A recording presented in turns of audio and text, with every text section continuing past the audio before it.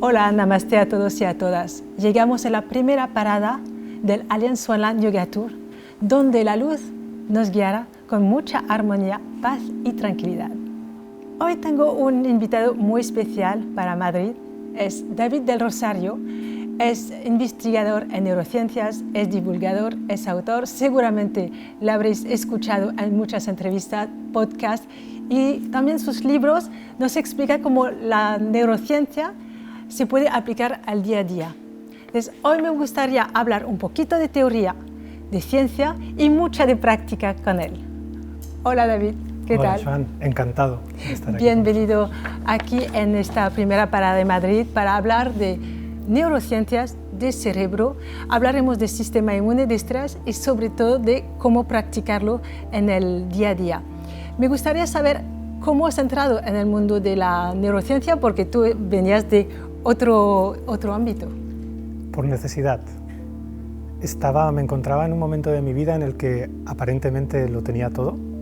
Tenía salud, tenía dinero, tenía amor. Acababa de terminar la universidad y un día me levanté con un vacío que nunca había sentido.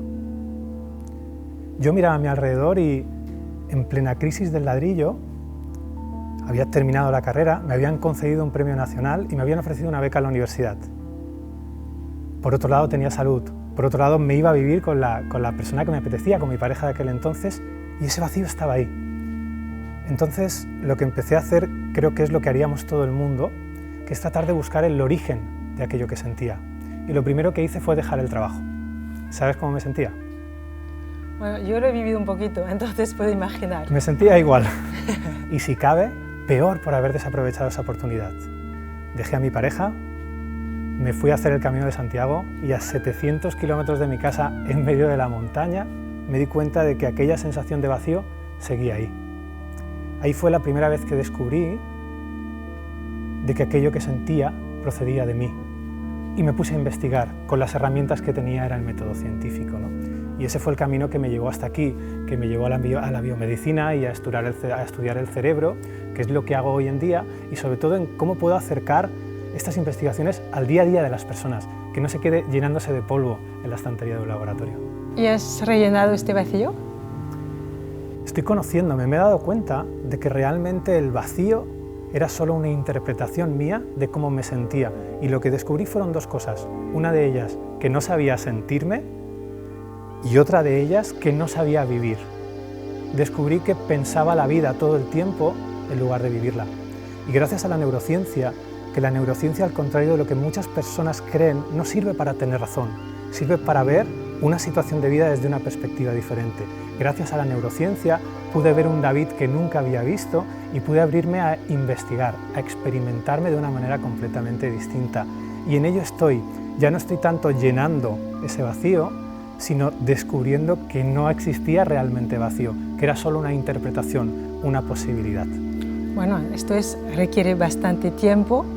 A mí me gustaría que nos explicaras un poco el cerebro, porque se habla mucho de neuroplasticidad.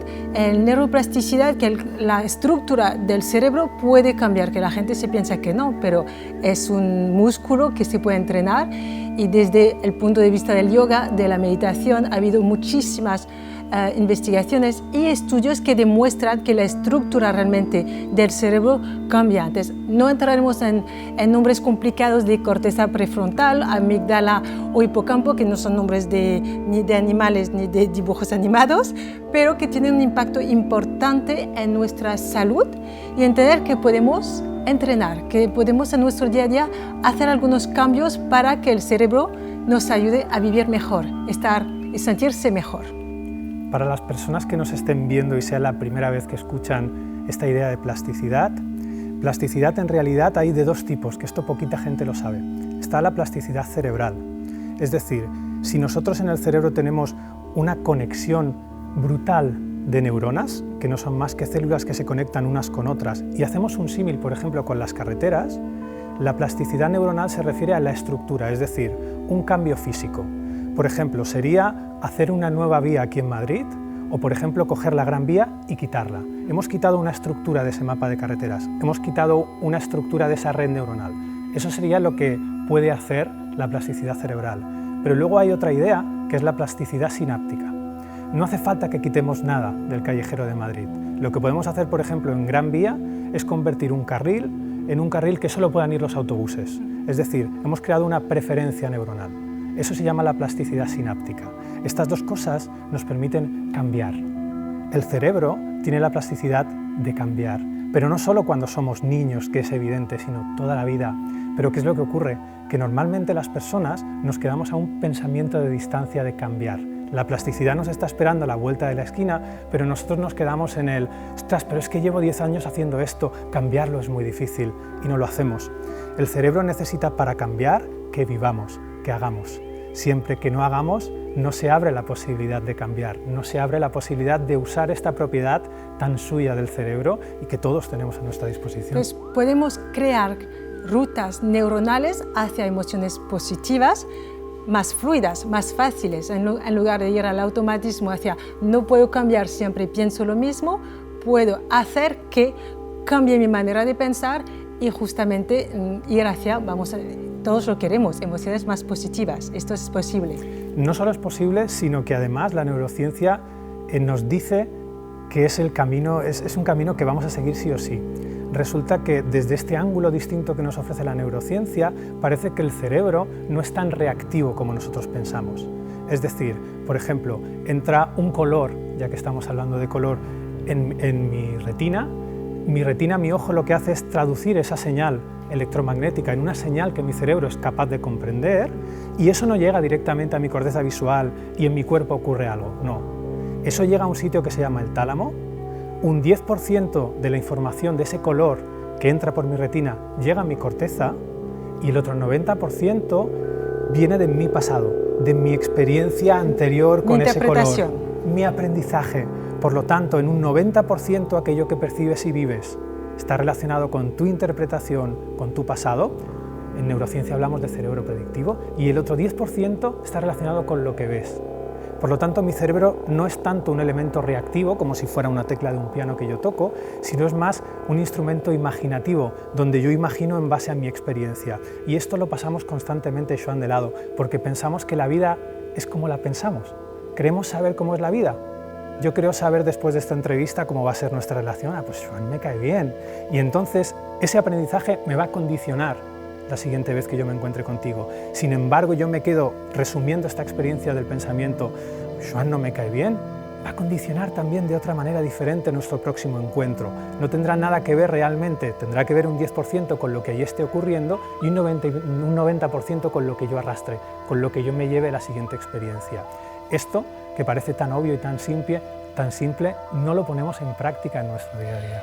Entonces podemos evitar estar demasiado condicionados porque recibimos mucha información, vamos a buscar mucha información, estamos en un entorno social, cultural, familiar, profesional que nos condiciona en todo, con lo cual si sumamos estos criterios parece que el pensamiento va siempre en una dirección porque está encaminada. ¿Cómo hacer para cambiar de perspectiva? ¿Cómo hacer para dar la vuelta a la tortilla? Me encanta esta expresión española. Y ver las cosas de otra manera y de abrirse a pensamientos positivos. Hay una manera, yo siempre digo, con la meditación, con crear espacio y distancia con lo que nos ocurre, el típico concepto del mindfulness, estar atento y no reaccionar demasiado rápido. ¿Tú qué opinas? ¿Cómo lo puedes explicar? Con un experimento. Como me dedico a investigar no lo puedo evitar. Mira, si usamos esta entrevista como un experimento, imagina que esto se cuelga en un canal de YouTube. Y ahí la gente va a empezar a poner sus comentarios. Los comentarios no son más que pensamientos que esas personas han tenido mientras están viendo esa entrevista.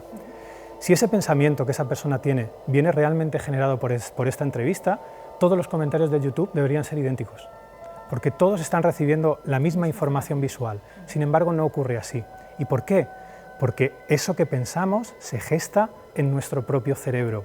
Y como estamos descubriendo nuestra experiencia pasada y nuestros objetivos, tienen mucho que ver en la historia que nuestro cerebro nos cuenta. Los pensamientos, Joan, no son hechos, son propuestas de nuestro cerebro para vivir una situación de vida. Y entonces aquí vemos que existen dos tipos de personas. las personas que viven sin saber cómo funciona su mente y su organismo, y las personas que estamos aprendiendo o tratando de alinear nuestro comportamiento con la forma de funcionar de nuestra mente, de nuestro cerebro y de nuestro organismo. Cuando tú empiezas a aplicar esto en tu día a día, te das cuenta de que si tú te empiezas a relacionar con tu pensamiento como lo que es una propuesta neuronal y no un hecho, lo primero que te das cuenta es que no sabes nada. No sabes nada. O sea, no sabes si aquello que estás pensando acerca de esta entrevista es verdad o no. Y empiezas a darte cuenta de que lo que tu cerebro piensa no es más importante ni más veraz que lo que piensa el cerebro del otro. Cuando esto ocurre, empezamos a sincronizarnos. Se abre la puerta de la empatía. Empiezas a entender perfectamente lo que hace el otro, porque empiezas a darte cuenta de que el otro, el cerebro del otro, solo está haciendo propuestas neuronales y esa persona está haciendo lo que puede con el conocimiento que tiene. Muchas veces me han preguntado si medito, antes me lo has preguntado tú, y mi respuesta es siempre no, porque no me he sentado con esta forma que se supone que tienes que hacer para meditar en una esterilla. Pero hacer este gesto de cuestionarte, hacer este gesto de que cuando tu cerebro te proponga un pensamiento, no ponerle la condición de hecho ya de per se, sino tomar conciencia de que solo es una propuesta neuronal, he descubierto que es una forma de meditación y obviamente que también a esta forma de meditación es totalmente aplicable todas estas propiedades de plasticidad que hemos visto. Cuando yo empiezo a relacionarme de manera diferente con lo que pienso, fíjate el pequeño cambio, de ser un hecho a una propuesta, empiezan a gestarse a partir de los 30 minutos nuevos microcircuitos neuronales. Vale. Se dice mucho de que necesitamos 21 días para crear un hábito. Y esto es cierto en parte. A partir de la media hora de práctica, cuando las personas estén, por ejemplo, haciendo esta primera meditación, esta primera clase de yoga, su cerebro ya estará creando nuevas conexiones, pero lo estará haciendo a nivel de microcircuitos. ¿Y por qué se dice esto de los 21 días? Porque no será hasta dentro de 21 días que esa persona tome conciencia del cambio que lleva ocurriendo 21 días. Hagamos otro símil con el tema de las carreteras, ¿vale? Si quieres, vamos a convertirnos en una empresa de estas que hacen carreteras y vamos a hacer una nueva carretera por Madrid, ¿vale? Toma, coge un casco para ponértelo, la protección es lo más importante. Estamos haciendo esa nueva carretera, empezamos a asfaltarla, los coches no pueden circular. No es hasta que esa carretera se termina y se conecta con el resto de vías, hasta que el primer coche puede circular. Si regresamos al cerebro, esto que circula no son coches, obviamente, por el cerebro, son impulsos electroquímicos. No es hasta que ese primer impulso electroquímico cruza esa vía neuronal nueva, hasta que tú tomas conciencia. Por lo tanto, el cambio que estás buscando con esa práctica ya está ocurriendo. Lo único que ocurre es que no estás siendo consciente de él.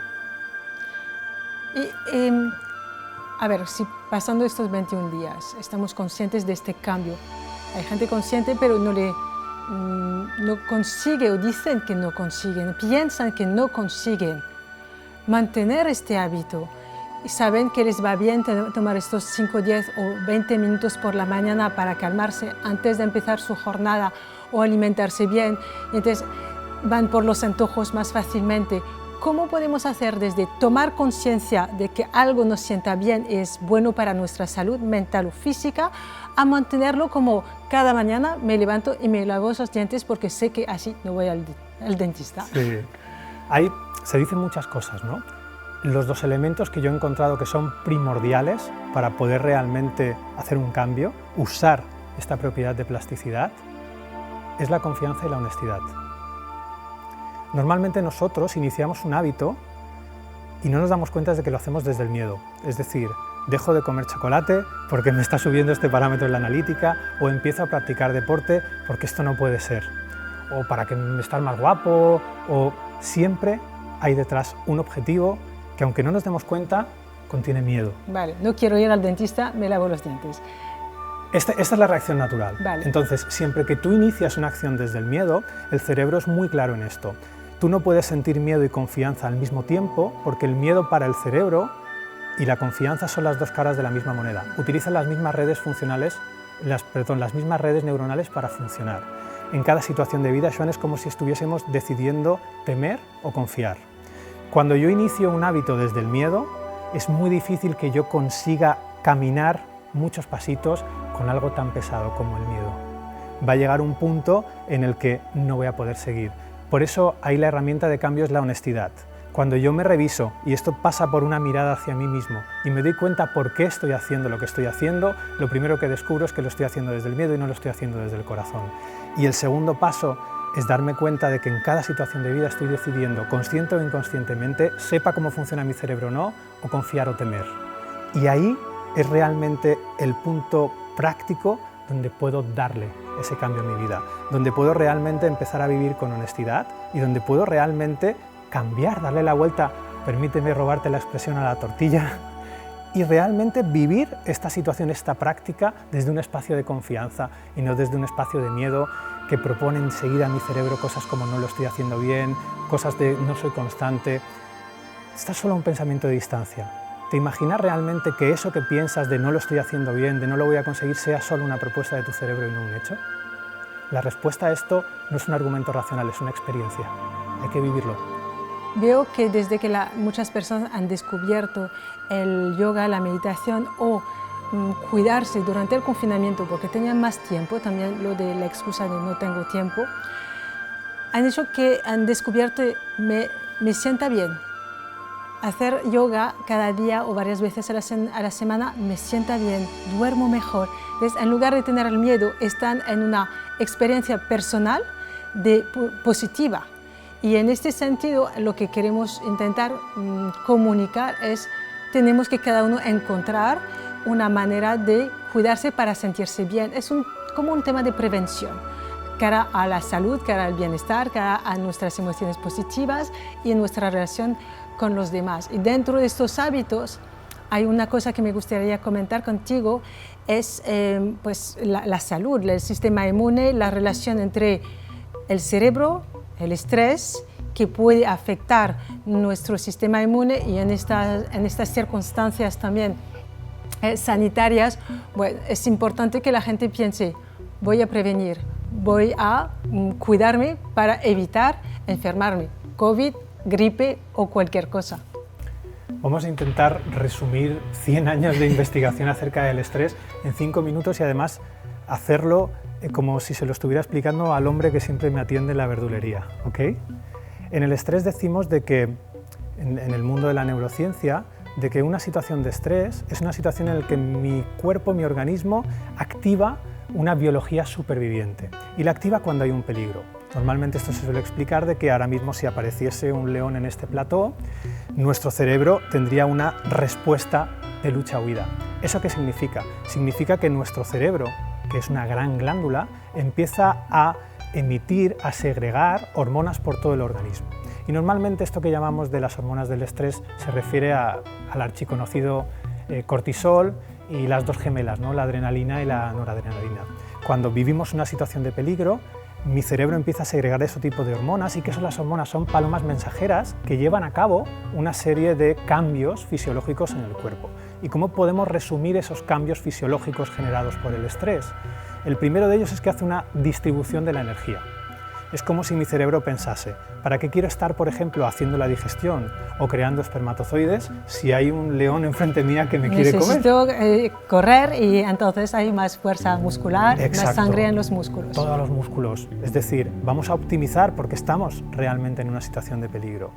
Y una de las cosas que sucede, aparte de que desconecte durante esta situación momentánea de peligro mi cerebro estas cosas que son vitales para la vida, es que una de las cosas que también desconecta es nuestro médico interno. Y el médico interno es el que se encarga de la regeneración celular, de mantener el sistema inmune, también como hemos visto la digestión, de la reproducción. Esto se desconecta hasta que este peligro pasa.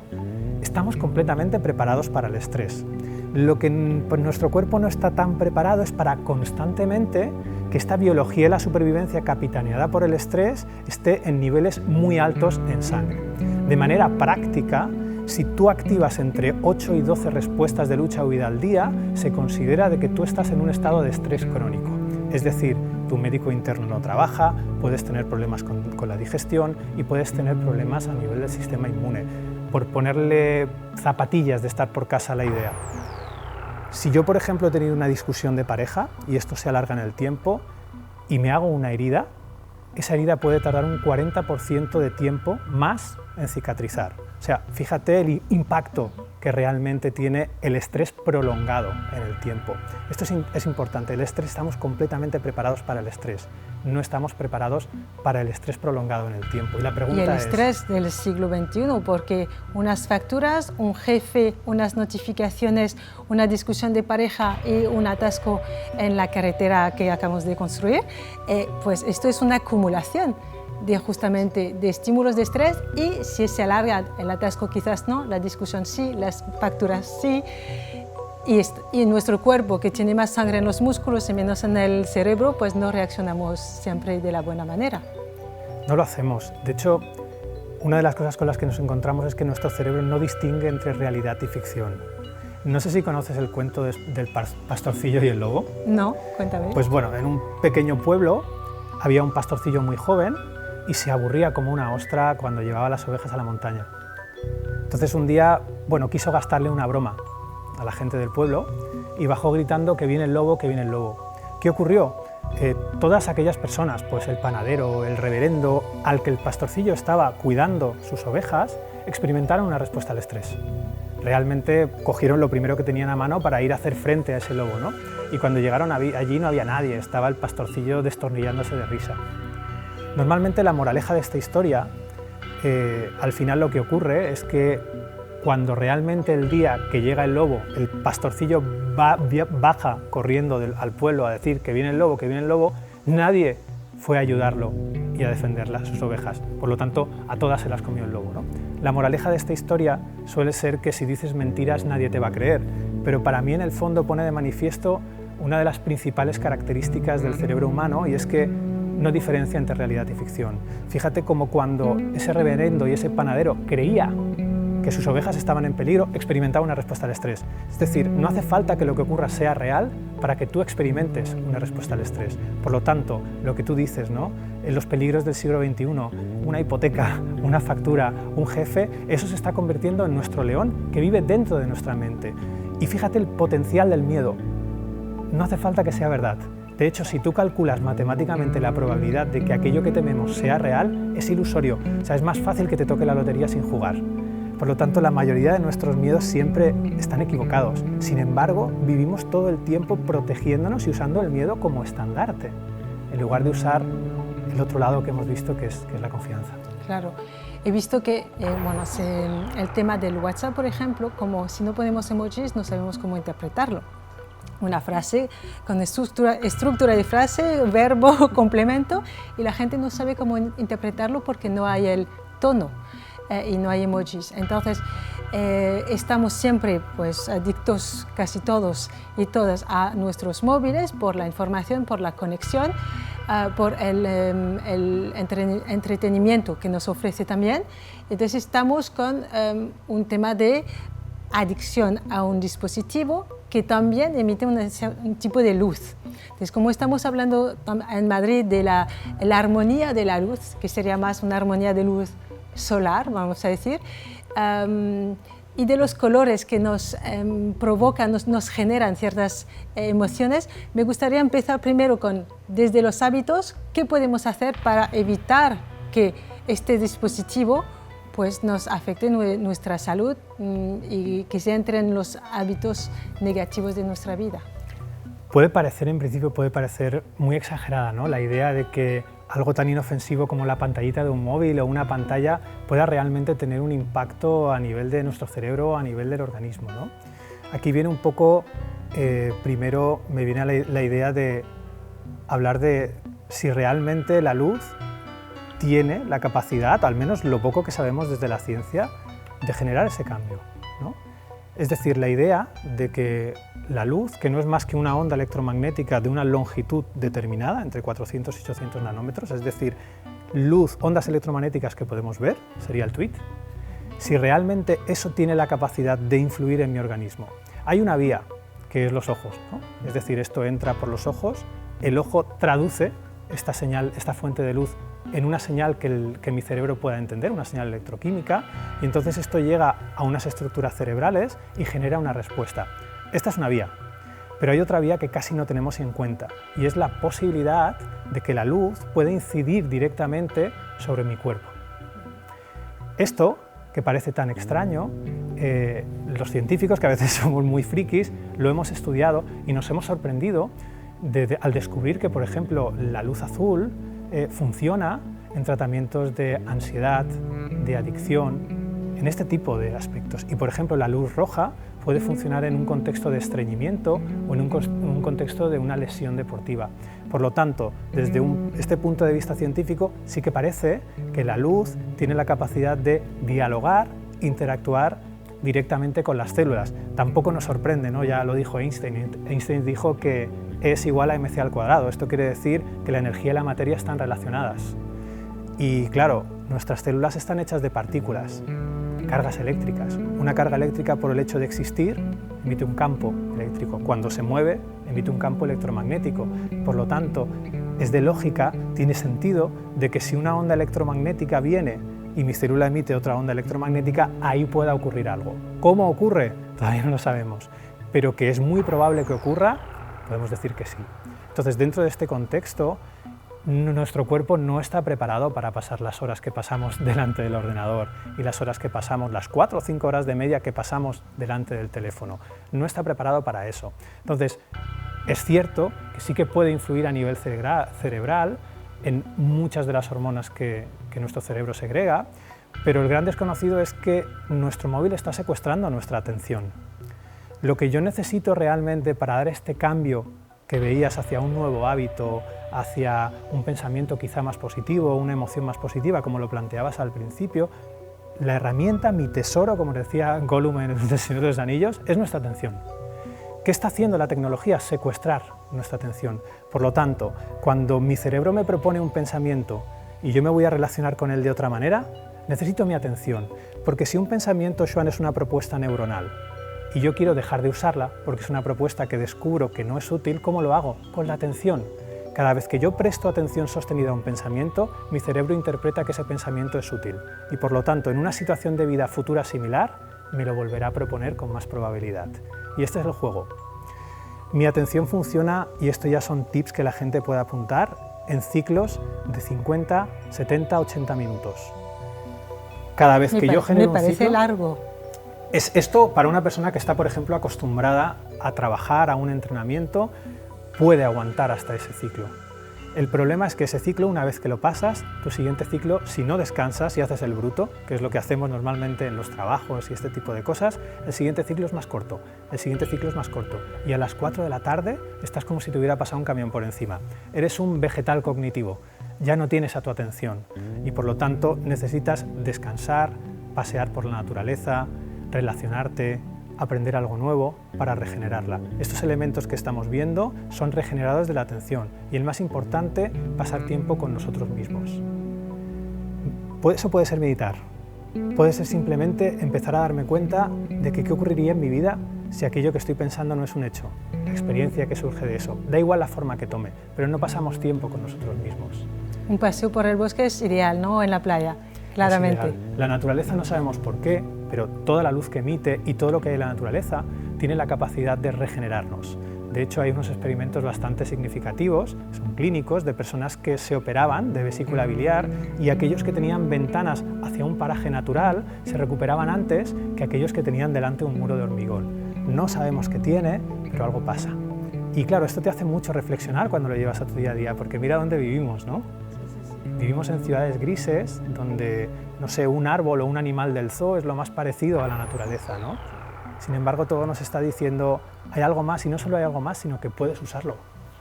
Pero por eso, cuando vemos un color como el color verde que nos recuerda la naturaleza, un bosque, árboles, pues nos da una sensación, nos genera una emoción de calma, de tranquilidad. Ciertos colores se asocian a ciertas emociones y efectos psicológicos. El rojo es alerta, cuidado, pasión o agresividad. Y el verde, pues tranquilidad. El amarillo es otra cosa, el azul pues es el mar o el cielo. Hay trabajos sobre los colores y sobre la relación entre las emociones y los colores. Hay investigaciones que explican estas asociaciones, o es cultural. Hay trabajos que intentan explicarlo, porque en ciencia siempre lo intentamos, no siempre lo conseguimos, y el factor cultural es un factor muy protagonista. Y veamos por qué. Realmente hemos empezado viendo también a lo largo de esta entrevista cómo el cerebro no es tan reactivo como creemos, sino que aquello que yo vivo, aquellas propuestas neuronales que decido usar, tienen un peso bastante significativo en mi día a día y en cómo percibo el mundo que me rodea. En este contexto, si nosotros empezamos a ver desde un punto de vista neuroanatómico qué pasa con la luz cuando entra en mi cerebro, me doy cuenta de que entra un 10% de esa luz y el 90% es experiencia con esa luz que yo he tenido anteriormente. De ahí las diferencias culturales, de ahí que un color en una cultura pueda significar una cosa y en otra cultura pueda significar otra, porque a pesar de que su corteza visual está recibiendo un 10% de ese color, todo lo que esa persona está poniendo en ese 90% es completamente diferente. Es como el rojo, por ejemplo, en Occidente el rojo pues es rojo pasión, es la rosa y es San Valentín. Y es un color más bien agresivo. En Asia es el color de las bodas. Las mujeres se casan de rojo y un funeral no van de negro, van con blanco, como aquí es la virginidad y es la novia. Entonces yo pienso que es importante también ver que la cultura y el entorno donde estamos pues sí que condicionan nuestros pensamientos y lo que pensamos ser emociones no son del todo como instantáneos, son condicionados. Es libertad, eso realmente. O sea, fíjate dónde estamos llegando en este punto de la entrevista. Descubrir que la vida no es como yo la pienso nos genera libertad. Las emociones, y es una cosa que estamos descubriendo desde la neurociencia desde hace poco tiempo, tampoco parece que sean tan innatas y tan universales como creíamos. Es decir, imagínate una guitarra.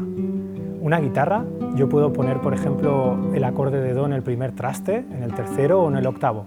O sea, es decir, con la misma guitarra puedo hacer sonar de manera diferente el mismo acorde. Con nuestro cerebro pasa lo mismo. La emoción la podemos hacer funcionar con muchas rutas neuronales diferentes. No es que haya un área para esta emoción, la amígdala para el miedo, no. Hay redes neuronales que se activan, las redes neuronales que están disponibles en ese momento y se entregan a construir una emoción. Si te fijas en tu propia experiencia de vida, nunca has sentido dos emociones, aunque las hayas conceptualizado como miedo, que sean iguales.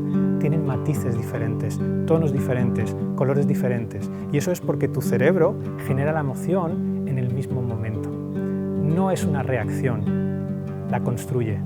Por lo tanto, cuando yo me doy cuenta de eso, no soy víctima de una reacción emocional corporal y entonces puedo pasar, en lugar de gestionar la emoción, a sentirla. Nuestro organismo no genera las emociones para que las gestionemos. Lo que podemos gestionar es la actitud frente a esta emoción. Lo que podemos hacer en paso 1, fíjate, muchas personas a lo largo de nuestra vida hemos tratado de gestionar la emoción por no sentirla. Lo natural de una emoción es sentirla. Sin embargo, nosotros tendemos a gestionarla. ¿Por qué? Porque tenemos miedo. Tenemos miedo de ciertas emociones, de que ciertas emociones se repitan, de que ciertas emociones nunca se vayan. Nos tenemos miedo. O sea, esto es muy fuerte. Cosas que nosotros mismos somos capaces de sentir, que tenemos miedo a sentirla. El primer paso que cuando empiezas a investigar esto en el día a día de la gente es que descubres que no sabemos sentir. Las personas no sabemos sentir, nos encanta gestionar y es nuestra excusa perfecta para no sentir, para no vivir. Y fíjate cómo lo hacemos. Yo siento esta emoción y como yo explicaba al principio de la entrevista, ¿qué me quito de en medio de lo que tengo para dejar de sentirla? Dejo mi trabajo, dejo la pareja, me voy. Así es como actuamos. Tratamos de gestionar la vida para que nos produzca más o menos una sensación estable y si puede ser felicidad, mira, muchísimo mejor, pero tampoco vamos a pedir tanto. Con que no sea muy desagradable ya me conformo, ¿no? Lo llaman el ya me conformo. Eso es simplemente comportarte de una manera que no es coherente con tu forma de funcionar. Cuando te empiezas a sentir lo que sientes, empiezas a experimentar la vida de una manera distinta hasta ese momento. Y empiezas a descubrir de que hasta ese momento eras adicto a pensar la vida, pero no a vivirla. Pues yo invito a la gente a sentir, a también tomar el tiempo de sentir. Cuando estamos ajetreados, corriendo por todas partes, es muy difícil escuchar, sentir y estar atento a estas cosas que pasan, dentro o fuera. Muchas gracias por toda esta información muy completa, muy práctica sobre neurociencias y espero que mucha gente busque esta experimentación personal.